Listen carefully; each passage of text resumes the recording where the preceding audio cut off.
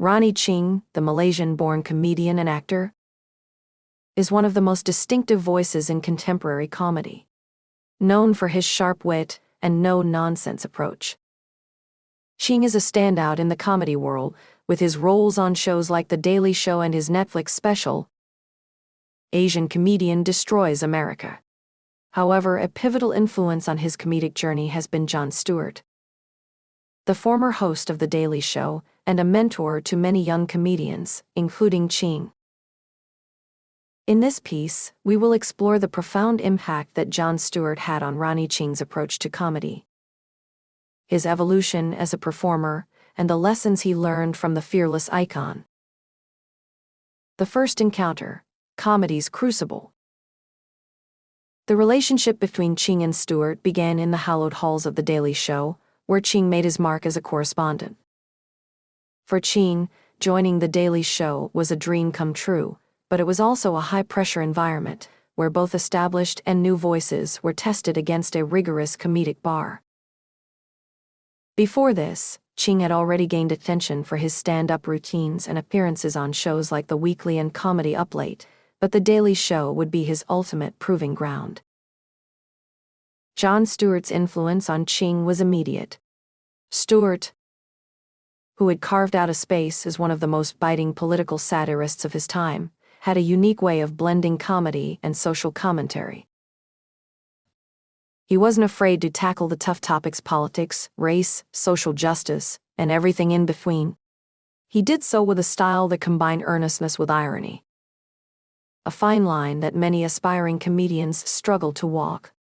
Ching saw Stewart's ability to call out injustice and absurdity with a confident, almost fearless tone. Stewart's sense of authority in his convictions was something Ching deeply admired.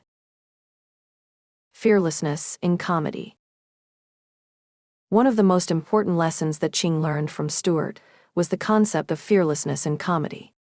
Jon Stewart is often described as fearless, especially in his role as the host of The Daily Show. Stewart didn't shy away from controversial topics or difficult political figures. Instead, he leaned into them. He didn't just make fun of the powers that be, he actively held them accountable, often with a calm and measured delivery that masked the intensity of his critiques. Ching, who was no stranger to being outspoken, recognized that Stewart's approach was not just about being bold, but about having the conviction to back up one's comedic observations. Stewart's ability to take risks and skewer sacred cows resonated with Ching, who admired Stewart's willingness to speak truth to power. In his early years on The Daily Show, Ching was often the new guy on the block, surrounded by seasoned comedy veterans. He was acutely aware of the pressure to succeed, but he also realized that to stand out, he had to be fearless in his own right. Stewart's influence showed Ching that comedy was more than just telling jokes. It was about using humor as a tool for social commentary. Ching began to experiment with pushing boundaries and addressing sensitive topics head-on, much in the same way Stewart had done. One of the best examples of Ching embracing this lesson was his response to the rise of Asian stereotypes in American media. Ching, with his sharp delivery, tackled the topic with the same fearless honesty that Stewart had brought to political issues. Ching was able to combine humor with an insightful critique of racial and cultural dynamics, something that Stewart had done expertly for years. Comedy as a weapon. While Stewart's fearlessness was inspiring, it was his view of comedy as a weapon that particularly resonated with Ching. Stewart didn't just want to make people laugh, he wanted to make people think. Comedy, in Stewart's hands, became a means to expose hypocrisy, injustice, and absurdity. It was a tool for social change. For Ching, this view of comedy opened up new doors. While many comedians focus primarily on entertainment, Stewart's approach encouraged Ching to see his comedy as a way to challenge the status quo. Ching began to use his platform not only to entertain, but also to examine the cultural and political systems that shaped the world around him. He realized that comedy could highlight issues like racism, inequality, and systemic injustice, while also making them more accessible to a broad audience.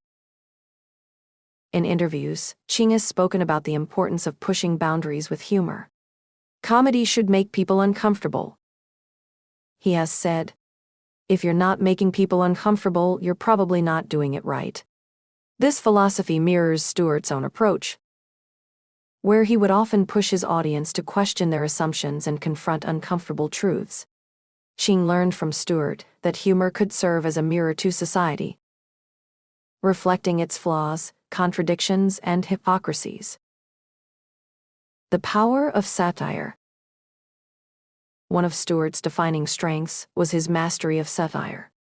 Stewart's satirical style wasn't about mocking individuals for the sake of comedy. It was about exposing the flaws and absurdities of systems, ideologies, and power structures. Ching, with his sharp perspective as an outsider, found Stewart's use of satire particularly instructive.